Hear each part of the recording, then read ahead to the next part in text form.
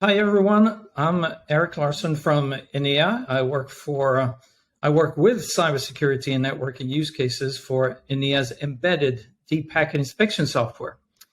And some of you may be familiar with Qosmos X Engine, which is used in many cybersecurity products.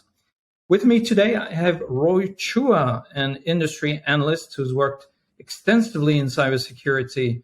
Hi, Roy. You want to say a couple of words about your background? Yeah, sure, absolutely, Eric. I run a small analyst firm called AvidThink. It was part of SDX Central, which I co-founded in 2012, and we spun it out as an independent research firm in 2018. And we cover infrastructure technologies, including infrastructure security. Have been in the security and networking space for a long time now, more than 20 years. I'm not sure 30 yet, but a long time. And along the way, have worked at many networking security companies and have founded actually a network security company. It was a zero trust company before it was called Zero Trust. So it was a little premature, but have been in security and enjoy covering it for a long time now. All right, ahead of the trends. That's good for an analyst. Anyway, yeah, let's go early. to the art. Yeah. Let's get into the topic of the role of DPI in cybersecurity. First, Roy, why talk about DPI in the context of cybersecurity? Yeah, so I think for the longest time now, DPI or deep packet inspection, right? Generally speaking, is techniques that look beyond the standard, layer 2, layer 3, layer 4 headers and going a little deeper into the packet contents. That technique has been employed for security for a long time now. And, from the very early days of networking in the mid 80s, sniffing network protocols, trying to figure out what's going on, obviously for debugging, but ostensibly after that for understanding the nature of the packets and whether they're malicious or not, has been around for a long time. And so I think cybersecurity researchers realized that in many cases, to understand the true intent of a packet flow, of a session flow, there needs to be some context around the content, more so than just the headers, which are important, but the content, and deep packet inspection achieves that. Right. Yeah, like you say, it's been around for many years, but it has evolved during these years. And how would you describe this new generation of DPI that we have today? Yeah, I think in the early days, things were not encrypted. It was pretty easy, right? You just fire up your ethereal, rename Wireshark, a little software, or maybe you had your network general sniffer box that you carried around and plugged in the network. You could see everything. You could see all the protocols, break it down, and before there was TCP/IP, there were other protocols, and you would look inside. And so, early DPI was looking into the packets and explaining the protocols of what it was doing. And we saw it in intrusion detection system, intrusion prevention system, everywhere, just about, or even load balancing or application delivery controllers. Over time, what's happened is the traffic has gotten encrypted. In fact, the vast majority of traffic now is encrypted. And so, it's just looking at the packet headers or hoping to see the packet contents. It's not the same anymore. And so DPI, I think, has expanded to not just be a packet inspection element, but to also understand what's going on with an encryption handshake to get more context, to understand the destination and the source and the port numbers, to look at the traffic patterns themselves, in terms of large packets, small packets, and to glean more around the context in terms of what's going on.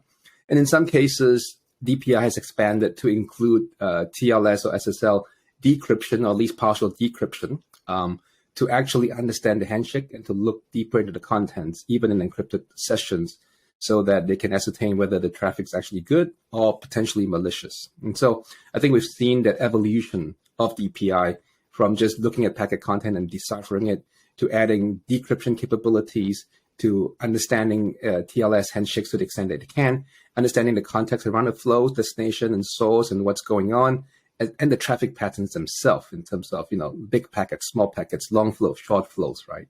So I think that's been a lot of work there. And AI and ML certainly play a big role, as we're seeing, in terms of understanding what's actually going on. And it helps with automating the classification of a lot of the new protocols that we see today. Right. That's what it's all about, understanding the traffic. How would you describe a good DPI engine? So a good DPI engine, I think, needs to have a couple capabilities. I think first and foremost, fortunately, unfortunately, traffic's encrypted, and that became pretty popular with a lot of efforts by Google. That when Google tells you your site's going to be less rated favorably if you don't use encryption, everyone jumps on and you start using encryption. And then obviously people like the privacy thing, and so encryption's become key. And so I think understanding SSL TLS handshakes, being able to figure out what's going on, I think that's important. And also being smart about handling encryption. In some cases, I think DPI engines are supposed to work in conjunction with TLS decryption. And to the extent that you can make it smarter, don't decrypt all the time, recognize traffic that you shouldn't have to decrypt because maybe it's a payload for streaming, or recognizing that early on in the session and then bypassing the decryption engine thereafter. I think that level of smarts and intelligence and understanding how to handle encryption, how to manage decryption smartly, I think that's pretty important. We saw that happen with TLS 1.3 becoming popular, the encryption client hello coming in, the old SNI header that we used to peek inside and figure out what's going on, all that went away. And so I think being smart about encryption and decryption, I think that's important. The other thing too is the ongoing building of application libraries to understand the number of applications in there, and everything's over 443. So that doesn't really help you. But to understand, is this, Box, is this Salesforce, is this whatever it is, the libraries need to be kept up. And very, very often you have to do reverse lookup to understand where these things are hosted, understand the traffic patterns to know what you're dealing with from an application standpoint. So a good decryption engine is not one that's static. That's one that's being updated all the time. And with the team behind that, that's updating it. The other thing we're seeing, I think we're probably seeing this across not just DPI and security, but everywhere, is convergence of OT, operational technologies, and IT. And we heard a long time ago about SCADA attacks 20 plus years ago. And the reality is those attacks are still with us. OT infrastructure is going online with industrial IoT. People are like, oh, that's great. Let's digitize everything. Wonderful. Now you've made everything connected. And guess what? If it can be connected, it can be attacked very, very likely because that's connected to the cloud. Wonderful. Everyone can see it. The other thing with OT, though, is that, there is, connected traffic, but some of these OT have legacy protocols or very specific protocols. Like, in IoT, it's often we see MQTT. And then there's still the legacy protocols, ProfitNet, ProfitBus, DeviceNet, and so on and so forth. Those things, the DPI engine probably in an OT context needs understanding at least of these protocols and how they work and what's normal behavior versus what's anomalous behavior. I think that's the other one. Along with what we're seeing there is, evasion techniques. There is an active attacker on the other side. It's not a static. They're not just, pulling out library and saying, oh, let's compile version 3 of the library and run it. The attackers are attempting to evade DPIs because they're not stupid. They understand how DPI works. And so I think it's really important that as new attacks come out, or, simple things like, domain fronting or, complex tunneling or whatever it is, I think it's very, very critical that the DPI engines be updated constantly to figure out what's going on, and that then their library of attack patterns needs to be updated. Then what we also see is there's a lot of use of VPNs, anonymizing services. And if you're on the receiving end, running services and people are coming in, you need to be aware of how they're coming in, because it's no longer just a corporate VPN. It's coming from someone's IP or data center. It's coming from all these, you'll pick your favorite VPN service and anonymizing service and Tor. And so I think from a context of the application security, you need selectivity in terms of what you allow, what you don't allow, when you allow what. In the context of zero trust, where you might want to escalate the level of privileges depending on whether you trust a connection or not, the DPI engine probably needs to inform you and give you the context so you can make appropriate decisions. And then finally, I think, some of the best DPI engines out there probably use the AI ML models to help assist to maintain high accuracy. And you have to keep that engine being trained on an ongoing basis because there is speed of recognition of new techniques for attacks. There's speed of recognition for new applications and classification of those. And to the extent that the DPI engine can keep up with those, I think it's important application context and evasion attack techniques simultaneously. So hopefully that helps. Right. Yeah, a lot of specialized, advanced expertise here. So now let's put ourselves in the shoes of a cybersecurity vendor. Now, should I build my own DPI engine internally, or should I source a DPI engine from a specialist? And what are the trade-offs there? Yeah, I mean, there are certainly open source libraries out there, and you could use that and try to keep it updated. There's nothing wrong with that. There are some security providers that say, hey, this is a proprietary technology to me. I've invested a couple of years in this or more, and that is my differentiator, and therefore I'm going to keep building it. So I think, it comes down to what the vendor strategy is and maybe what their size is and whether they have economies of scale. If you're one of the largest security vendor in the world, maybe you have the R&D budget, maybe you can recruit the team and retain the team necessary to build a DPI engine. Because I think as we described all those characteristics of a good DPI engine, they take work to build. It's not magic, right? Open source only gets you so far. And so I think, some big vendors may say, let's do it. But what we do see is that a lot of the other vendors would rather focus on building other capabilities, and then they license an appropriate DPI engine. And they count on the DPI engine to specialize in doing all those things we just said, keeping it up to date, because there's always new application categories, there's always new attacks. And so they recognize that there is economies of scale in specialization. And so for those security vendors, we're seeing a lot of them, especially on the SASE, SD-WAN, right, where they can focus on other value add. They choose to license a DPI engine instead, because they recognize it's a specialized skill.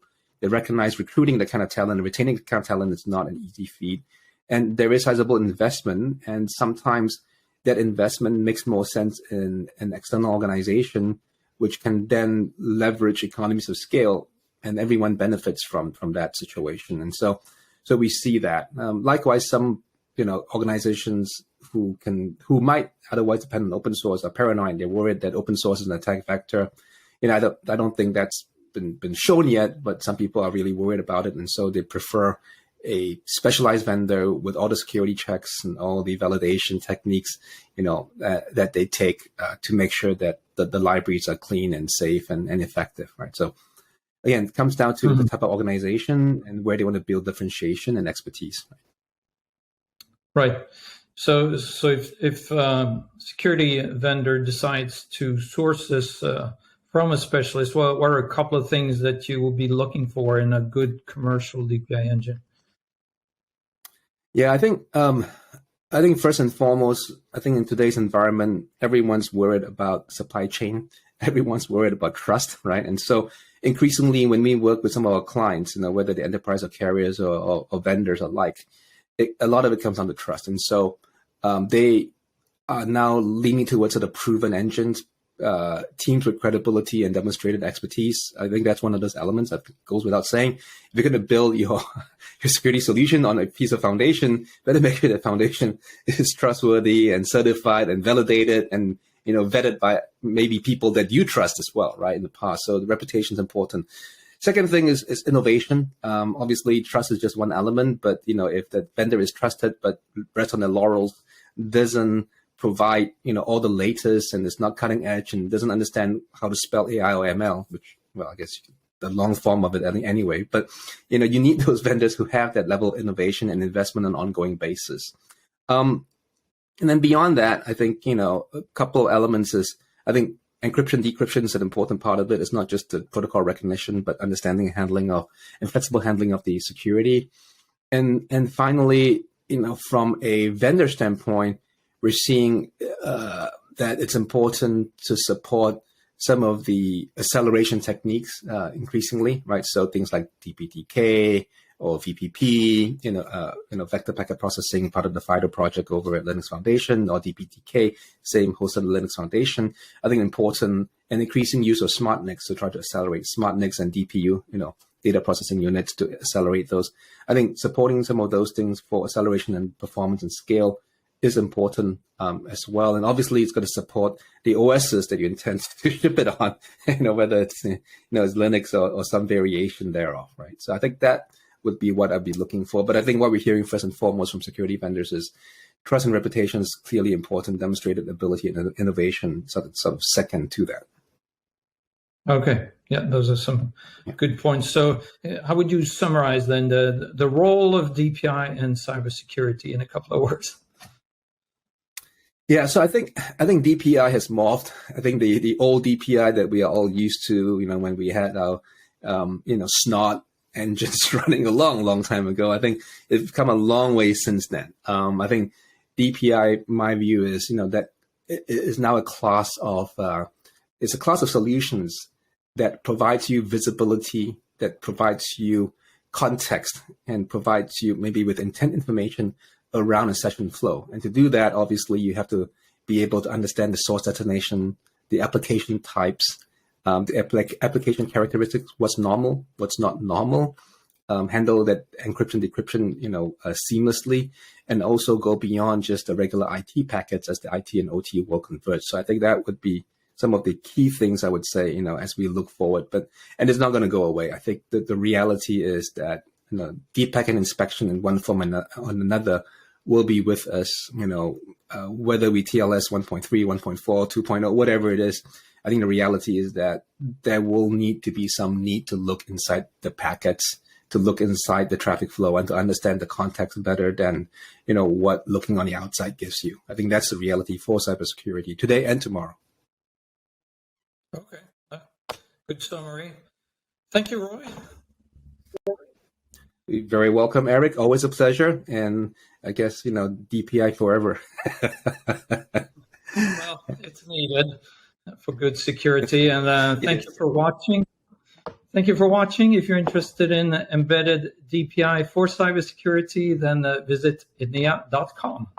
Thank you. Thank you.